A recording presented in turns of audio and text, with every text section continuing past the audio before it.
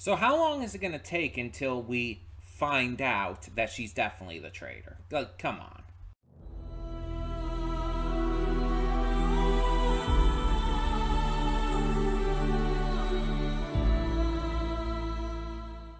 Hey everyone, welcome to Princess Gay. I'm your host Connie, and today we're here with episode 1109 of One Piece. We didn't have an episode last week because they just had a week off and instead had this special filler episode that just talked about the emperors. It was even like 1108.5. And it's like, okay, if you're just gonna do that a boring recap episode, it's like I will skip that because that's not an actual episode. It's not actual filler. It's a recap episode. It's like I don't need that information. I know that information. It's like it would just be better to just not have anything. Just don't post any or up. I keep saying post and upload and stuff. Don't put up anything for that week. If you're going to have a week off from the regular series, just don't do anything. It's better than putting up a stupid recap that no one actually needs. Anyway, I don't know what to expect from where this is going, but I'm just hoping that we get to some really, really good stuff. Because we're setting up for some big battles to come. Like even Lucci and Kaku are offering their support, which I don't think is going to go anywhere positive, but you know. And we, like I said in the cold open, still have to find out who the traitor is. So we know who it is. Let's be honest. Like it can't be anyone else. Like all the evidence that we have points to her. It's like it just doesn't make sense for it to be anyone else. No one else could make sense as the traitor at this point. It's just I can't see how it could be anyone else. Unless I'm missing something, which I guess is possible. But it's just like I can't even begin to think who else it would be amongst the Vegapunks. Meanwhile, it seems like Stella got captured, so that's not great. And I guess we're gonna see like how that all goes down and how was he captured without Bonnie being captured? I maybe we'll see, but I don't know.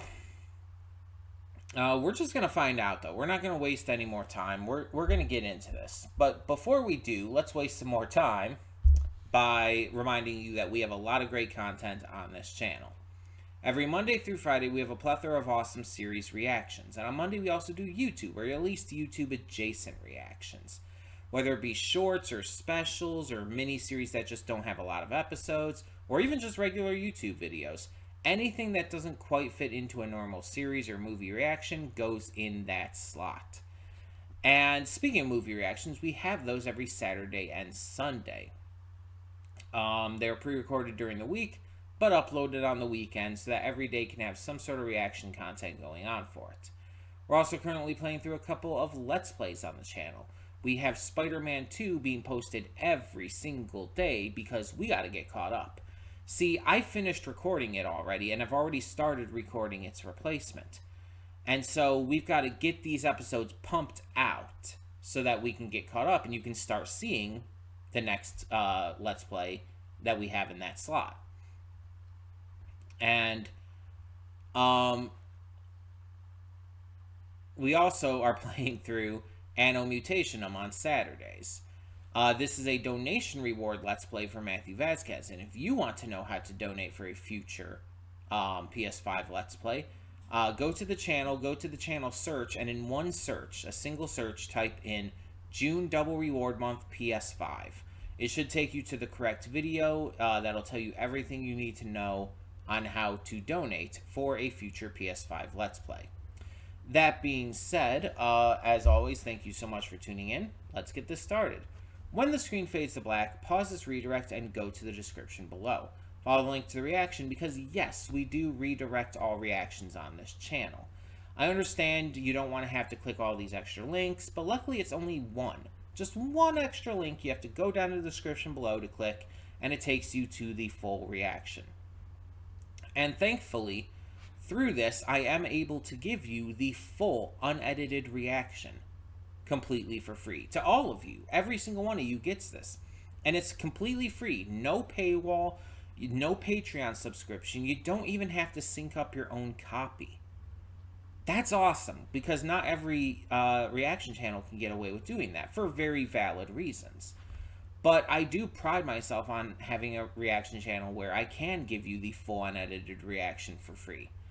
And I hope you enjoy watching the reaction as it is, with very little to no cuts or anything, and definitely no content cut. But that being said, after you watch the reaction, come back here to the redirect and resume play. Because after it fades black and then fades back in, everything from that point forward will be my afterthoughts, and will not only contain spoilers to the episode, but just my general thoughts on it, general thoughts on the series, the arc, all of that stuff, and possibly stuff related to the channel as well.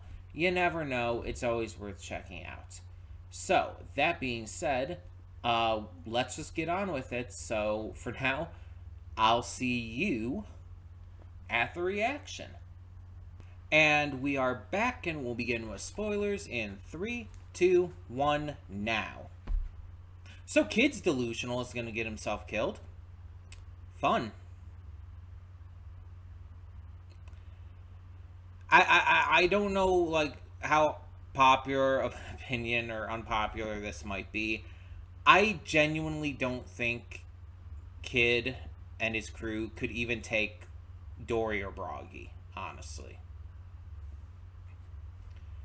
Like, the only reason Dory and Broggy were taken down and subdued back in Little Garden were because they were tricked at a vulnerable,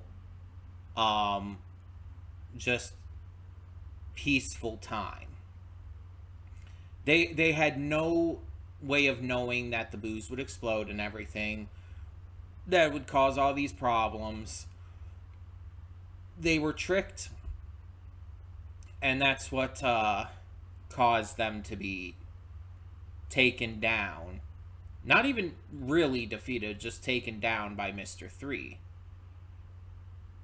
Like, at their strongest, like, actually in a fair battle and everything, even back at Little Garden, and they're probably even stronger now, but even back at Little Garden, like, I would put Broggy and Dory honestly above most of the other characters we'd seen. Like, I put them on the level of, like, oh, they could easily be part of Shank's actual crew. And they would be on that level in terms of actual combat ability. Like, I absolutely think, for example, they're stronger than Crocodile.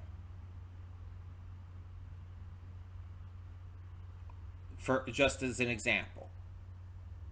I think that the only ones, like, stronger than them might be, like, Shanks himself and his top lieutenants. They're stronger for sure. I would say Magellan is probably technically stronger just because his poison is so insanely OP. I would say that the Gorosei are stronger for obvious reasons, which also adds in Emu. And I would say that Sakazuki is stronger, but the other admirals are not. Kizaru, former Admiral Aokiji, and now known as Kuzan. Fujitora and Green Bull. They are not stronger than the Giants. Dory and Broggy are definitely stronger than them. I'm like pretty confident in that, I would say. Um, and again, I'm counting for like their strength currently too, and they're definitely going to be stronger now than they were back at Little Garden. So yeah, that's going to make a difference too. So they're at Elbath. Kid is stupidly challenging the red-haired pirates because he has a death wish or something. Shanks is pretty much having a deja vu moment because apparently wherever he goes, he just gathers kids in bars and, becomes a hero figure to them. It's like, don't you have your own kid to not watch over, Shanks? Like, come on. And then, like, amongst everything else, this is clearly setting shit up. We've already had shit being set up with Blackbeard. Now we're having shit set up with Shanks. And even just Elbath as well. Elbath and, Dorian Broggy having a return.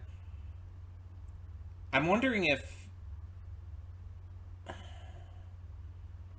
Elbath might be the next arc. I think it is. I think I heard that. I think I heard that it's supposed to be the next arc. Like, from people who are reading the manga and whatnot. I think that's what I heard. Yeah, I believe so. Or at least that's the guess. And from this kind of build-up, that wouldn't surprise me. I wonder if that means we're going to get Shanks or if they're going to already have left by that point. We're definitely going to have Dorian Broggy. Like, their return is definitely going to be important to this. I don't know if Kid is going to be involved in any way. A lot of questions. A lot of questions. But I'm very curious to see what we get as we continue along. Let's actually talk about the actual Egghead stuff for this as well, though. It's mainly just seeing the continued struggle against the Seraphim. We see Lucci and Kaku are eventually let out and join the fight and actually do ally themselves with the Straw Hats for the time being. But yeah, it's quite an intense fight nonetheless. Some great animation in there. Seeing Luffy and Lucci fight together is kind of wild. A pretty good episode. The first segment, the first half with the actual Egghead stuff, didn't really do too much right now. It's like just more of the fight and stuff. While the second half was big setups for the future with Shanks and Elbath and Kid and everything. So it's like, I feel like the second half of this episode was the more important half. Also, bringing Dorian Broggy back in. Like, I expected them to return, of course. But I just didn't expect it to be in this way. So they know Shanks and all. But here's the thing that kind of almost confuses me about that. Dorian Broggy were on Little Garden for 100 years, fighting the same battle over the misunderstanding and everything. We know even Roger's crew was not that long ago. It was like 20-something years ago, right? Meaning, if they know Shanks from Roger's time, then that means Roger's crew stopped at Little Garden, which is absolutely believable. Because we know there's multiple places along the journey that Roger's crew also stopped, such as Skypiea. So that's absolutely believable that they could know Shanks from then. But we also know that as an adult, as the captain of the red-haired pirates, Shanks would spend a lot of time in the East Blue. And then afterwards, when he left, the final time he left Luffy, they went into the Grand Line. Presumably, they went through the same or at least a similar path again that Luffy and them went. There's a lot of different routes they could take after entering the Grand Line, so they probably didn't take the exact same route, but Little Garden might have been in one of those. Or if they did take the same route, then they would definitely have probably gone to Little Garden. So they could have possibly gone there then. Now, the thing is, it's Shanks who mentioned that he met some old friends. So it kind of comes across to me like he knew them, not the rest of the crew. But I might just be like thinking into the wording of that a little too much. Either way, it's when Roger and his crew came along the path and they probably visited Little Garden, or it's when they were coming back from spending the time in the East Blue as the red-haired pirates and all. It's at one of those points that he probably met Dorian Broggy. Hell, he could have technically done both. Like, they were there for 100 years, and they were there that entire time. Both of those instances could have occurred together. So, I'm also kind of wondering how they ended up escaping. Like, how... Because they didn't have a way off of Little Garden, right? They didn't... I assume they didn't have a way to contact the rest of their old crew. Or Elbaf in general. Unless maybe they did. I don't know. Maybe they did have a Den Den Mushi on them. I think... Did they say that they had an eternal pose to Elbaf? They might have. But still, they would have to figure out a way to get there. Right? How would they have gotten there? Because, like, they're giants, but I don't think they could just walk through the ocean and all. They're not that big to where they'd be able to walk through, like, the ocean to get there. Maybe they did have a Den Den Mushi. I don't think there was enough wood or anything on the island to be able to build a ship for them, you know? Even if it were, like, a small ship. Just to get somewhere else to... get them, like, you know, more of something. I don't think it would have. They would have to have been, like, picked up by someone, right? I don't know. Maybe it'll end up being explained. Maybe it'll end up being explained, and I don't have to worry about it right now. Obviously, do not tell me if you know if it has said anything about that in the manga. If you know what the answer is to that, do not tell me. I don't want to be spoiled on that. But yeah, this was really interesting. And a lot of this arc has been switching back and forth with other stuff, so it's not like a surprise that this suddenly happened. It's just like I just kind of wasn't expecting it there. But Dory and Broggy are friends with Shanks. That's pretty cool. Because that means they're friends with Shanks, they're friends with Luffy, and if they're friends with Shanks, they possibly were friends with Roger as well. And could even possibly be with Buggy, all things considered. I